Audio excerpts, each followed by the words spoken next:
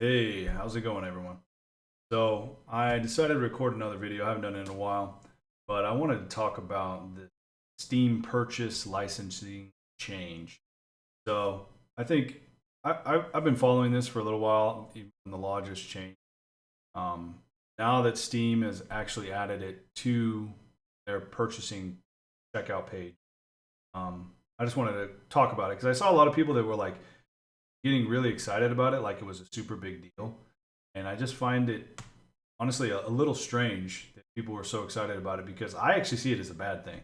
Now, from the perspective of a Linux user, you want people to be more honest and upfront and talk about privacy and all those kinds of things, and have that be on the front page because you probably think that that's going to teach people that they should respect their purchases and their privacy and all those kinds of things. Now, that's not. I don't think that's how most people think. Most people think, you know, they look at it and they're like, "Oh, I don't actually own it." Okay, and then they move on. Um, they'll just go and use something else, right? So if somebody's using it and they think that this is going to be something that's bad for them, if they're on Steam or if they're using Game Pass, they're going to charge them $15 to do it. But Steam is going to charge them $60 for the game.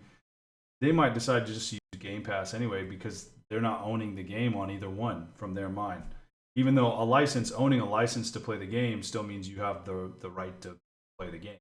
Although obviously there's certain stipulations in that, but Steam usually has pretty good agreements, and as long as Steam is around, which company is going to be around quite a while.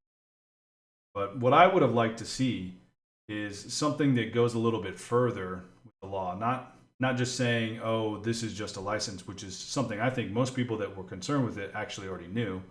But have something that's on the Steam page that actually has, like a little headline or maybe like a categorization, kind of like this is ready for Steam Deck or whatever. But add another section that's for licensing. It says at the end of the service period, when we're done with the game, we're gonna allow the community to also run their own servers or something like that. Or they're gonna allow people to mod the game as long as it's not um, affecting multiplayer, just stuff like that. If they would have had a little bit of extra information inside of there, that would have been nice. Time frame of service after the game closes, or even after the game is purchased, we are guaranteeing, from your purchase date, or it would probably have to be like from the release date to some time frame. So if you're purchasing it on the if they have a 6 month time frame for their license, and then you're purchasing on the fifth month and the 25th day, you're only going to be able to play that game for 5 days. It would probably be nice to know some of those kinds of things, have that upfront inside of the license. To me, I think this licensing thing doesn't really do anything. If you look in here, they talk about GOG, and GOG is one of those companies that's trying to push the DRM thing, which is that's great, but it's not really something that makes sense for games because all the assets you can't reuse. Usually there's like a copyright on all the characters and the story and all these kinds of things, so it doesn't really make sense to have like a open source license for that kind of stuff because it's literally like a work of art, that people use. And sometimes you want to play it for 20 years on end, which is great. But I mean, even if you bought a physical box like back in the day, I have physical boxes on the shelves back there. I can still pull them out and play them. I don't actually own the game. I can't actually go and know make a change to the game or go and I can resell the box, right, which allows me to play the game. It's a license to play the game, but I don't own the game. And I think a lot of the things that people have been saying just doesn't really make sense. I mean, you can read a comment here. It says, I love the law so much. In defining which transactions behave like purchases. They've completely nailed everything that I care about. I mean, that just seems kind of ridiculous, Um, how was that nailing everything you care about? You're getting a license when you buy this. It's like so vague and so unspecific. It doesn't really do anything for consumers. If you really think about it, I know on the surface level, maybe you think that it's going to make people aware of what's going on. It's not. It's not enough.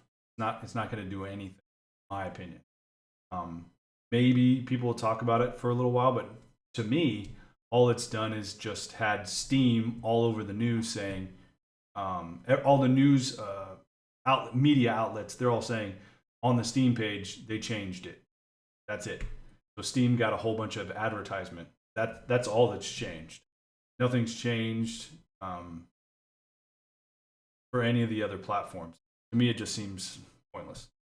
But I'll read the rest of it. It says, "I can't express how giddy I am. I don't know if this will really make a difference, but if perhaps Steam were to differentiate between games instead of just putting this warning on all of them, it could change how people behave. Maybe at least them to think about it."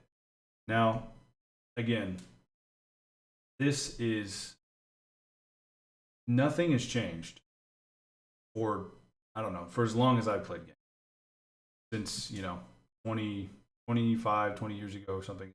Nothing has changed. Since I bought the original Baldur's Gate, since I bought the Diablo 2, nothing has changed.